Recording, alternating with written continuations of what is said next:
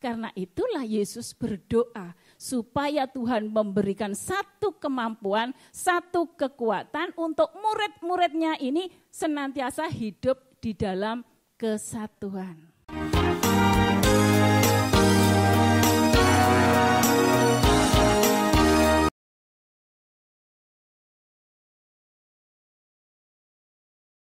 Ya, shalom saudara yang dikasihi Tuhan. Ada sukacita hari ini? Luar biasa, saya lihat wajah-wajah sumringah ya. Kami percaya sukacita itu Tuhan berikan bagi setiap kita.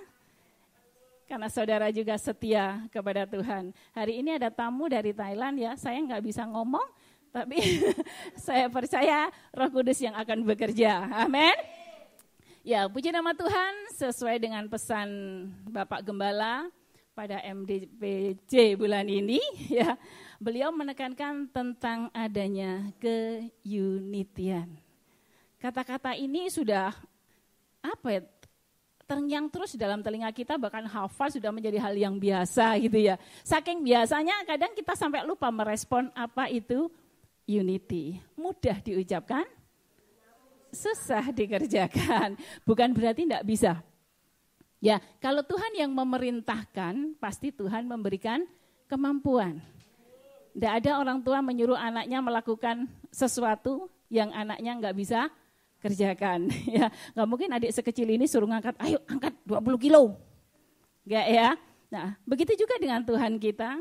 Tuhan yang begitu luar biasa ketika Tuhan meminta saudara dan saya untuk hidup berunity, ya, pasti Tuhan memberikan satu kemampuan. Ya, kita akan sama-sama belajar tentang firman Tuhan yang terdapat dalam Yohanes 17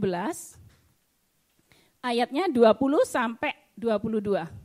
Ya, hari ini kita kasih tema meruntuhkan kerajaan diri. Ya, kita baca sama-sama tentang doa Tuhan Yesus untuk murid-muridnya. Ya, 3, 4.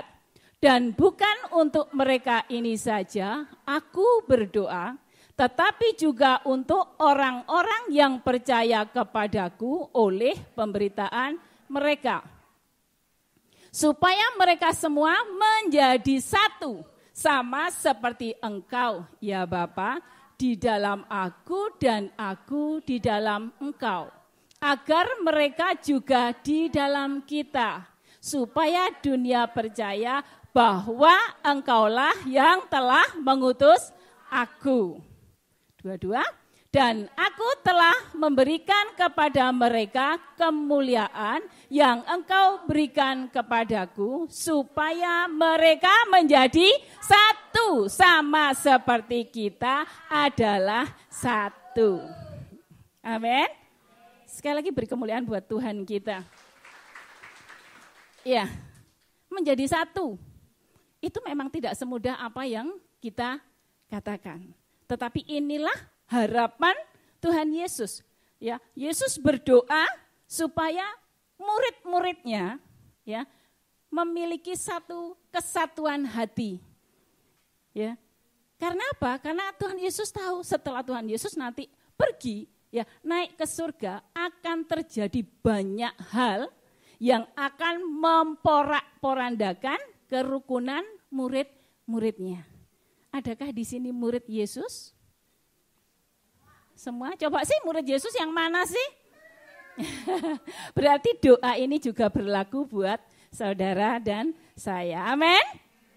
Nah, pertanyaannya kenapa Tuhan Yesus berdoa untuk murid-muridnya? Ya, ngapain gitu loh. Ya, di dalam keilahiannya Yesus tuh tahu apa yang akan terjadi ke depan itu Yesus tahu. Dan Yesus pun paham banget akan kekurangan dan kelemahan dari murid-muridnya. Karena itulah Yesus berdoa supaya Tuhan memberikan satu kemampuan, satu kekuatan untuk murid-muridnya ini senantiasa hidup di dalam kesatuan. Ya, jadi saudara dan saya bagian dari doa Tuhan Yesus. Nah, untuk apa? Supaya murid-muridnya ini bisa menyelesaikan tugas dari Tuhan Yesus datang ke dunia untuk menyelamatkan menyelamatkan semua manusia. Bukan orang Kristen saja yang diselamatkan, tetapi seluruh penduduk di muka bumi ini menjadi target Tuhan Yesus untuk diselamatkan. Nah, ketika Yesus sudah naik ke surga, tugas ini diberikan kepada murid. Siapa tadi yang merasa menjadi murid Kristus? Nah, berarti tugas ini juga untuk saudara dan saya. Mungkin saudara bertanya, bagaimana aku bisa mengerjakan pekerjaan yang Kristus lakukan? Aku loh bukan hamba Tuhan. Aku itu hanya lulusan S3, SD, SMP, SMA.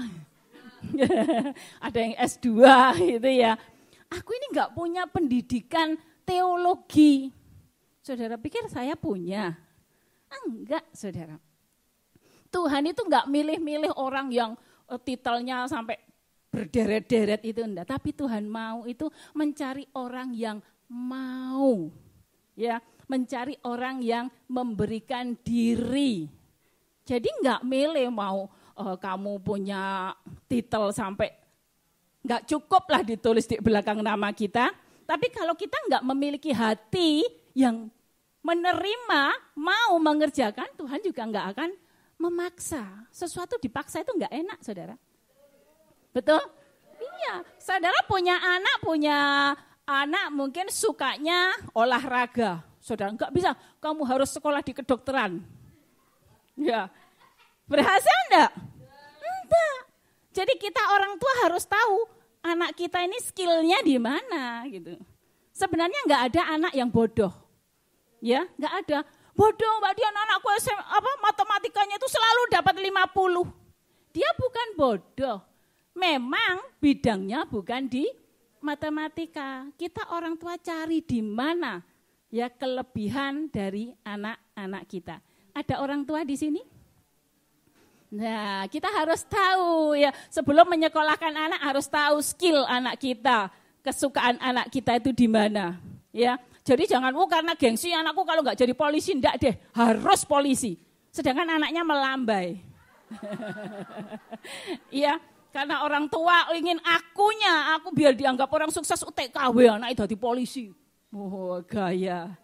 Itu yang mau dipuji itu kan orang tuanya. Anaknya jadi korban. Nah kembali saudara.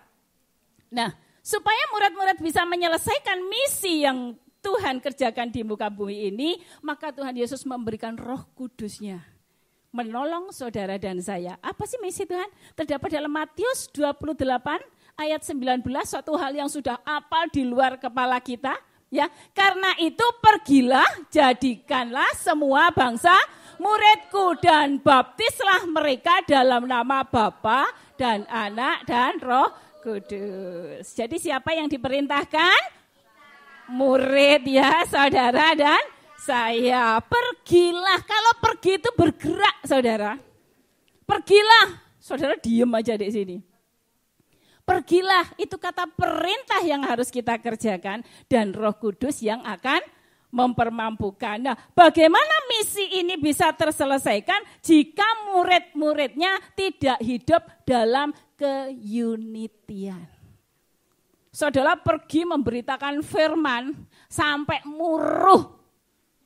Tapi kalau sikap hidup kita tidak mencerminkan karakter Kristus, semua sama dengan ya, karena teladan itu lebih kuat dari khotbah, saudara. Betul? Saudara ngomongnya firman itu paseh. Dari Kejadian sampai Wahyu wapwal kabeh. Tapi kalau sikap hidup kita tidak mencerminkan karakter Kristus, kita bukan murid yang menjadi saksi. Ya, jadi yang diperlukan untuk bisa menyelesaikan amanat Tuhan Yesus, tadi Tuhan Yesus berdoa supaya murid-muridnya ini menjadi satu, rukun. Di sini rukun, Pak? Iya, rukun saudara. Jadi amin. Nah, kalau kita mau menjadi saksinya Kristus tapi kita tidak memiliki karakter Kristus, siapa yang mau kita saksikan? Apa kita mau menyaksikan diri kita sendiri? Ya. Nah, ini contoh nih. Misalnya ada promosi kecantikan. oh ini krim ini bisa membuat putih, terus yang dijadi sponsor saya. Saya bikin apa? Ngajak Mbak Heni, ayo Mbak Heni tolong edit aku gimana? Ya supaya jadi putih, tapi begitu orang lihat orangnya hak mang-mang. Ya nggak ada orang yang percaya, ya. Begitu juga dengan kita menjadi saksi Kristus. Kita pakai kalung salib, ya, kemana-mana bawa gitar, bawa Alkitab, tapi mulut kita, justru ini menjadi batu sandungan. Nah, saudara yang kedua, apa penyebab ketidak-unitian di dalam murid-murid Kristus? Ya, apa sih yang membuat kita tidak unity? Yang pertama yaitu sikap egosentris. Egosentris itu sikap yang berpusat pada diri sendiri. Ya, ini sering terjadi tanpa kita sadari. Iblis memelesetkan kita pada sifat yang egosentris. Contohnya kita baca dalam 1 Samuel 18 ayat 7-8. Dan perempuan yang menari-nari itu menyanyi berbalas-balasan, katanya, Saul mengalahkan beribu-ribu musuh, tetapi Daud berlaksa-laksa. Ya, sakit hati enggak?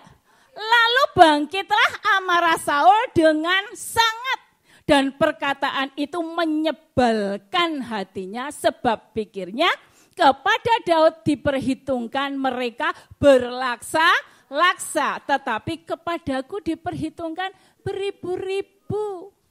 Akhirnya jabatan itu pun jatuh kepadanya. No, itu kan orang sudah merasa dirinya terzalimi. Ya, pusatnya bukan lagi pada aku. Akhirnya Saul, raja yang diurapi Tuhan ini jatuh dalam dosa karena egosentris.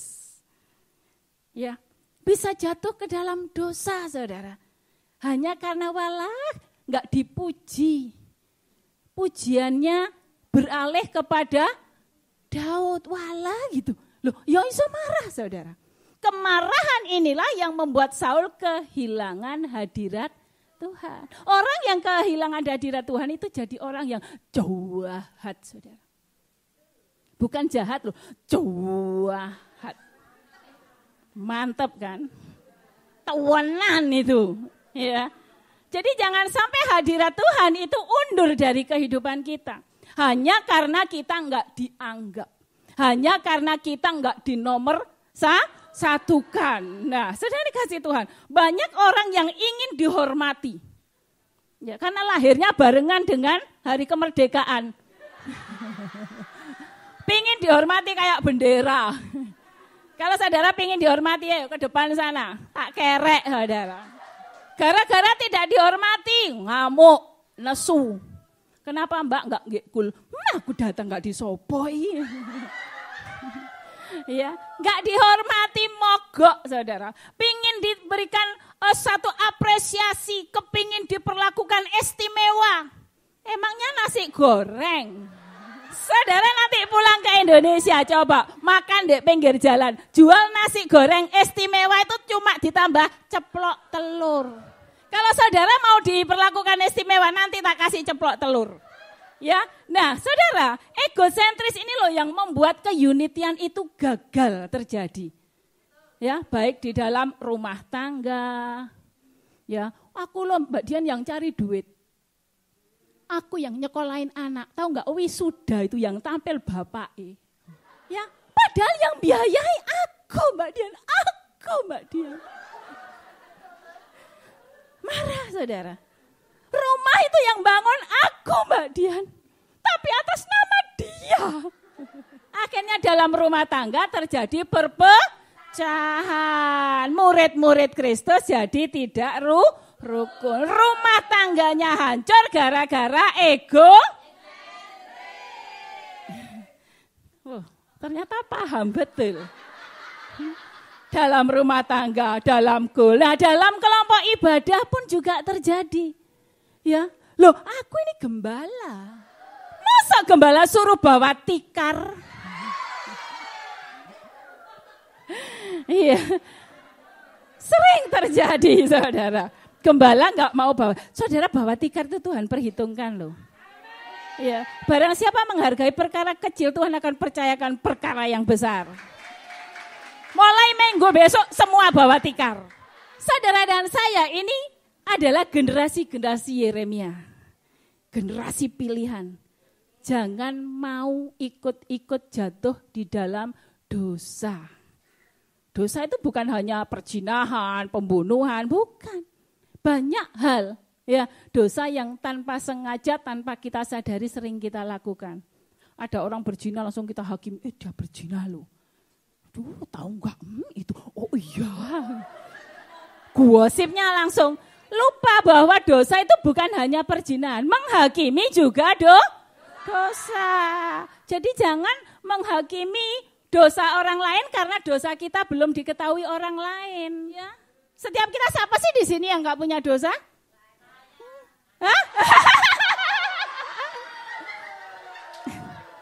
Tuhan bangunkan dia.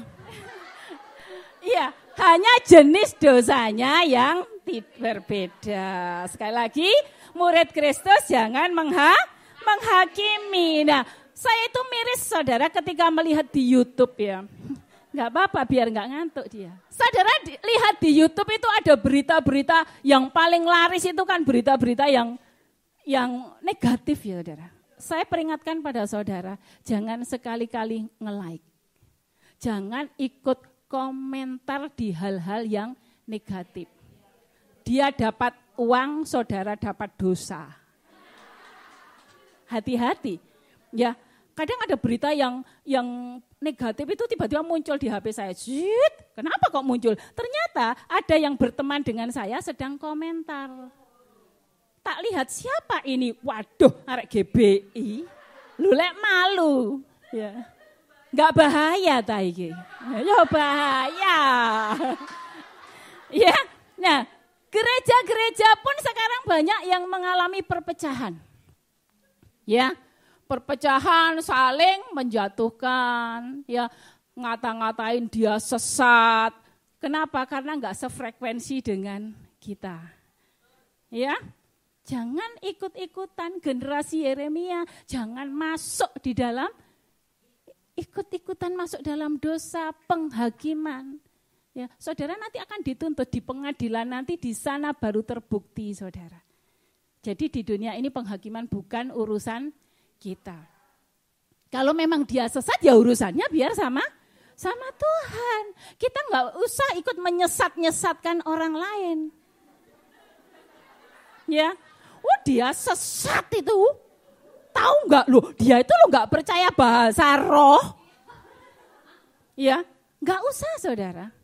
Jadi kalau seperti itu kita itu justru menjadi batu sandungan, ya. Lo ala ternyata orang sesama Kristen aja lo gelut lo, ya. Lo gelut perang rebutan opo? Ada yang perang rebutan jemaat, lo jemaatnya sopo gitu. Nah, supaya kita menjadi saksi, kita jangan ngompori. Ya, lebih baik kompor ayam. Opor. Ya, opor ayam daripada ngompori berita-berita yang negatif. Nah, saudara dikasih Tuhan, ya banyak. Kenapa sih kok banyak orang suka nyupli khotbah, dipotong-potong, di-share, akhirnya maknanya jadi berbeda. Yang motong itu ya orang yang ngerti firman loh. Ya, waduh, gak bahaya dah? Bahaya. Ya, ada orang ngerti firman dipotong untuk menjatuhkan nama hamba Tuhan itu. Kenapa? Karena gak sefrekuensi dengan aku. Hati-hati. Penghakiman milik Tuhan. Nah, kalau memang saudara benar, gak usah bingung. Aku yang benar, kamu yang salah. Oh tidak, aku yang benar. Oh no, perang saudara. Kalau memang saudara benar, tunjukkan kebenaran itu lewat sikap hidup saudara. Sekali lagi, tunjukkan kebenaran lewat sikap hidup. Loh kok sepi? Ya. Jadi yang bisa menentukan baik dan tidaknya kehidupan seseorang itu adalah Tuhan. Bukan urusan kita. Nah karena itu ayo ego seperti ini kita kikis dari hidup kita agar terjadi yang namanya keunitian. Nah sekali lagi saya katakan unity bukan berarti kita grubyuk ngalor, grubyuk ngedul, kaosip seragam, makan bareng, rambutnya podo, bajune podo, bukan itu. Unity itu justru akan terlihat jelas saat saudara mengalami konflik. Ya, saat konflik terjadi akan terlihat unity enggak sih? Kalau enggak unity ya kurang saling menjatuhkan. Ya, baru-baru ini di Tin Hau 3 sedang mengalami konflik. Wow. Benar, tanya Kak Napsi. Kak Napsi sampai katakan, ya enggak mampu, aku. Benar, Kak Napsi itu merasa kewalahan menghadapi Tin Hau 3. Kenapa? Orangnya pinter kabeh. Dan hal ini Tuhan izinkan terjadi karena Tuhan ingin melihat di Tin Hau 3 ini ada keunitian enggak sih? Tapi ternyata ya setelah selidiki.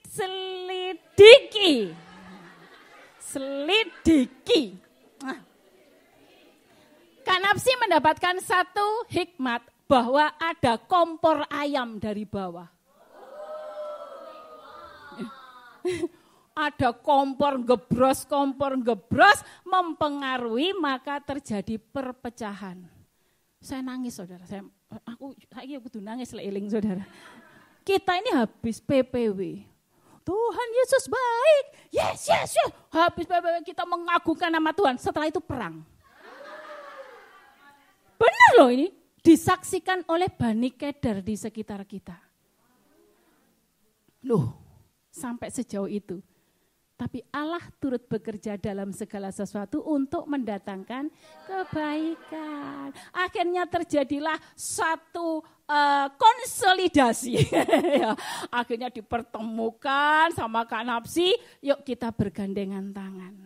Yuk kita berdoa saling introspeksi diri. Robohkan egomu. Akhirnya masih ngotot, ayo gandengan tangan tapi hatinya medongkol. Tapi ada niat toh dari kita. Ya, kita gandengan tangan, Tuhan satukan kami satu. Tapi di dalam hati ceduk. Tapi Tuhan tahu ada kemauan dan disitulah Roh Kudus bekerja. Sampai suatu hari semua saling memaafkan, semua saling doanya mulai diturunkan. Ya, amin. Beri kemuliaan buat Tuhan. Nah, setelah doanya diturunkan, kita saling mengakui kesalahan, kita bergandengan tangan sekarang Tin Hau 3 sedang dipulihkan Tuhan. Nah, yang kedua apa sih yang membuat keunitian ini gagal terjadi? Kita baca dalam Roma 12 ayat 4-5. Ya. Sebab sama seperti pada satu tubuh kita mempunyai banyak anggota, tetapi tidak semua anggota itu mempunyai tugas yang sama. Dalam tubuh kita ada berapa anggota sih saudara? Anggota tubuh sih saudara? Banyak. Ada mata, telinga, kepala, pundak, lutut, kaki, kepala. Saudara jangan memaksa tangan menjadi kaki. Loh Mbak Dian, aku di Hongkong itu Mbak Dian, kaki tak buat kepala, kepala tak buat kaki. Ketika tangan menuntut kaki untuk menjadi tangan, maka keunitian gagal. Ketika kaki menyuruh tangan menjadi kaki, juga gagal. Tapi ketika kita menyadari bahwa kita satu tubuh saling membutuhkan. Ada saudara yang membenci anggota tubuhnya? Aku Mbak Dian perutku lo kok endut sih. Aku benci ya Mbak perutku. Gitu. Ada? Ada? Hati-hati gak punya perut saudara jadi kuntilanak nanti. Ya, segendut-gendutnya kita cinta sama perut. Ya, nggak ada perut susah. Aduh Mbak Dian, jari tanganku itu kayak gedang kelotok. Benci aku Mbak, tanganku benci. Nggak ada kan? Apapun yang Tuhan berikan kepada kita ini Tuhan punya rencana. Lenganku ini kok gede teman. Kenapa? Tuhan mau kita di Hongkong ini bekerja supaya coba lihat tangannya saudara, klik. Disuruh belanja ke pasar. Ya, saya diberi tubuh yang gede, saya bersyukur saudara. Karena Tuhan mau membawa saya ke Hongkong untuk bekerja, satu hari saya berjalan 5-6 jam. Wow, setiap hari saya berjalan 5-6 jam. Karena bos saya tuh nggak pernah mau di rumah, keliling. Saya juluki dia Joko Lelono. Kerjanya keliling saudara, setiap hari. Nggak peduli hujan, nggak peduli panas. Makanya saya sampai glowing ini saudara. Nggak peduli hujan, nggak peduli panas, badai pun dia tetap jalan. Pokoknya satu hari 5-6 jam. Makanya kalau malam itu saya melihat kasur itu seperti surga kecil. Saudara. Saya ingin langsung ngejup, langsung tidur. Makanya kalau doa saya minta yang pagi. Saya mau doa pagi aja, kalau malam saya nggak mampu saudara. Nah, kalau ada menara doa malam, saya harus minum kopi hitam dulu. Iya betul, kalau nggak gitu nggak kuat melek saya saudara. Akhirnya minum kopi setelah menara doa sama selamat tidur, selamat istirahat, saya mencicil. Betul, saya kadang sampai jam 1, jam 2 nggak bisa tidur. Saya sama Mbak Lydia Muji, itu sama. Kita kalau mau menara doa minum kopi dulu. Dan kita sama-sama mencicil sampai jam 2 malam. Ya, itu usaha yang saya lakukan supaya bisa mengikuti menara doa. Nah, saudara dikasih Tuhan, apa yang harus kita kerjakan sebagai murid supaya kita bisa berunity seperti doanya Tuhan Yesus. Nah, kita unity tidak bisa mengandalkan kekuatan diri. Aku mau unity, harus pokoknya. Tanpa kita menghadirkan kuasa Roh Kudus dalam kehidupan kita, kita nggak akan bisa mengerjakannya. Saya memberikan ilustrasi telur saudara. Telur itu kalau dipecah dari dalam akan menghasilkan kehidupan, netes. Karena pecah dari dalam, ciap, jadi anak ayam. Tapi kalau dipecah dari luar, jadi telur dadar. Artinya tidak ada kehidupan. Begitu juga dengan kita. Kita mau hidup unity, mengandalkan daging kita, tidak bisa. Tetap hadirkan Roh Kudus untuk memimpin hidup kita. Karena itu di dalam GPI Hongkong ini DNA-nya apa? Doa, pujian, penyembahan, siang, bangun mesbah. Ya, miliki jam doa dengan Tuhan. Kenapa? Karena doa ini hubungan dua arah antara kita sama Tuhan. Bukan satu arah mek minta tok, dari pembukaan sampai penutup mek minta tok. Tuhan Yesus aku minta jodoh, Tuhan Yesus aku minta berkat, Tuhan Yesus aku minta ini, Tuhan Yesus kayak Doraemon, saudara. Giliran Tuhan mau ngomong, haleluya, amin. Tidur. Ini bukan doa namanya, khotbah. Ya, jadi kita bangun doa. Ya, mesbah dengan Tuhan, saatnya kita memuji, saatnya kita menyembah, kita dengar firman Tuhan, akan terjadi satu hubungan yang manis dengan Tuhan. Nah, hubungan yang eksklusif ini ya dengan Tuhan ini membuat kita mengerti isi hatinya Tuhan. Dengan doa, pujian, penyembahan siang dan gak kerja Mbak Dian. Sambil bekerja hati kita tetap kita tautkan dengan Tuhan.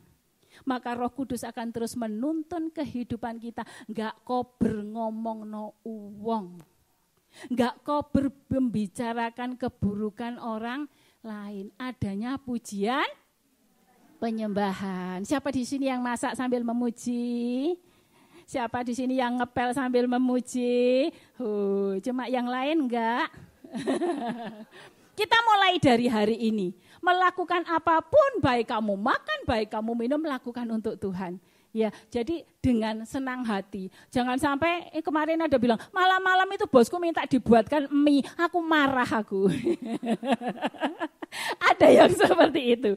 Ya, tapi akhirnya puji Tuhan, akhirnya disadarkan oleh Tuhan dan sekarang melakukannya dengan sukacita. Nah, saudara dikasih Tuhan, membangun hubungan eksklusif dengan Tuhan membuat kita itu terimpartasi karakternya Tuhan. Kita akan seperti dengan siapa kita bergaul. Saudara bergaul dengan orang tukang gosip, saudara akan jadi tukang gosip. Betul enggak? Saudara bergaul dengan pemabuk, saudara akan ikut jadi pemabuk. Saya bergaul dengan nenek-nenek, saya ya kayak nenek. Tiap hari bawa self care, ya, tiap hari ditempeli salon pas. Ya. Jadi selain duit yang cepat habis bagi saya itu salon pas dan kaos kaki. Sering jalan kaos kaki itu berapa kali bolong, saudara. Tumitnya itu bolong pasti. Kenapa tiap hari pakai jalan terus? Kalau malam salon pas tempel sini, tempel sini. Ada yang seperti saya? Oh tidak, oh ada. Nah, kita akan menjadi dengan siapa kita bergaul. Kalau kita bergaul karib dengan Tuhan, maka kita akan tertular karakternya Tuhan. Apa karakternya Tuhan? Kasih. Kita baca dalam Galatia 2 ayat 20 yuk.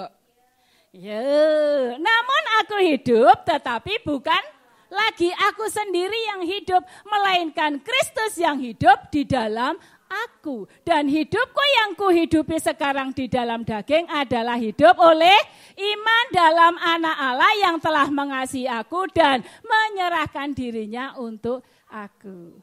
Sekarang hidupku bukannya aku lagi, melainkan Kristus yang hidup di dalam aku.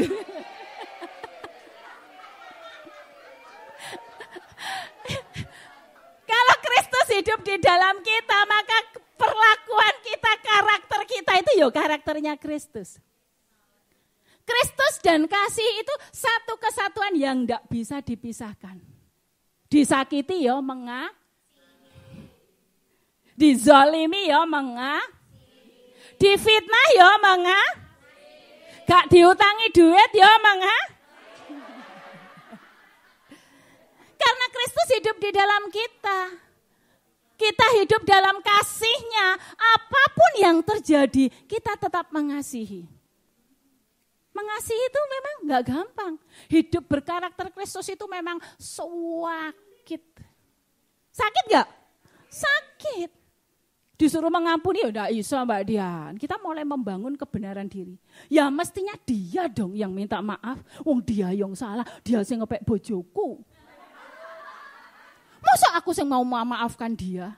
Tapi Tuhan katakan ampunilah orang yang berdoalah buat orang yang menganiaya kamu. Loh sakit enggak? Sakit. Memikul salib itu berat saudara. Yang enteng itu mikul liontin. Liontin paling 1 gram ya. Ya 2 gram lah enteng. Tapi kalau memikul salib itu memang benar-benar berat. Benar-benar sakit. Tetapi wajib dilakukan sebagai muridnya Kristus. Nah, siang malam kita berdoa, pujian, penyembahan, maka terimpartasi karakter Kristus dalam hidup kita. Nah, akhirnya kita mengimpartasi karakter itu pada orang-orang di sekitar. Nah, itu yang disebut menjadi saksi.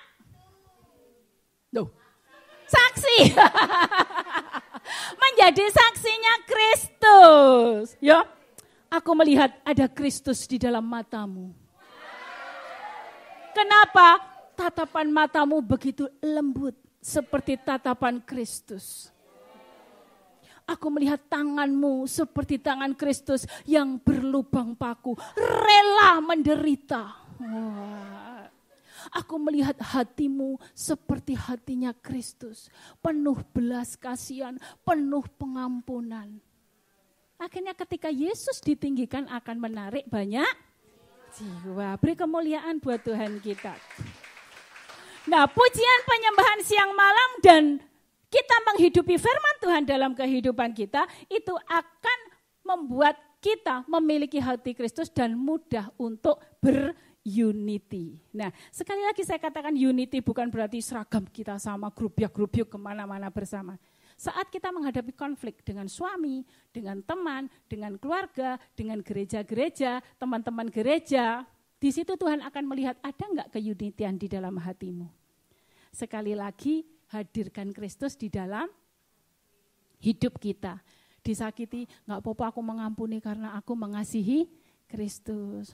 Ya, kamu dirasani, enggak apa-apa, aku ikhlas. Kenapa? Karena aku mengasihi Kristus. Karena Kristus sudah hidup di dalam kehidupan kita. Nah, saudara kasih Tuhan, Roh Kudus akan bekerja ketika kita menyediakan tempat. Ya, apakah saudara menyediakan buat tempat Roh Kudus bekerja? Apakah masih ada bangunan kerajaan-kerajaan aku yang di dalam hati kita?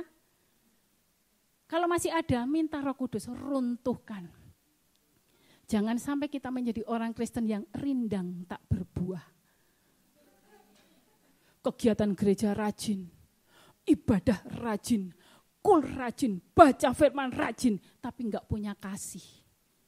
Itu ibarat pohon rindang tak berbuah, ditebang, saudara. Jadi masih ada kesempatan untuk saudara dan saya. Jangan sampai hidup kita ini ditebang karena tidak berbuah.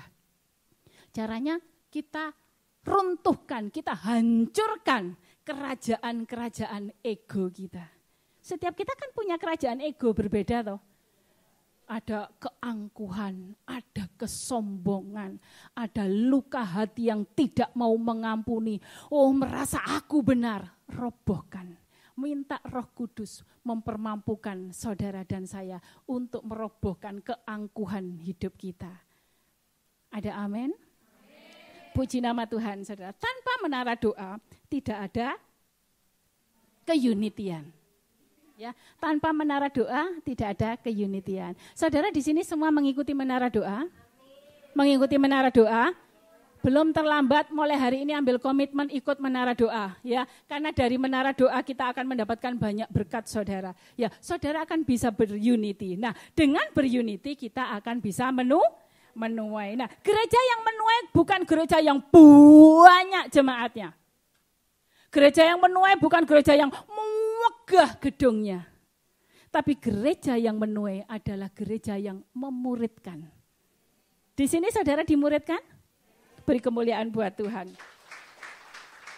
Gereja yang menuai adalah gereja yang menghidupi doa, pujian, penyembahan, dan mencintai firman Tuhan. Saudara sudah melakukan?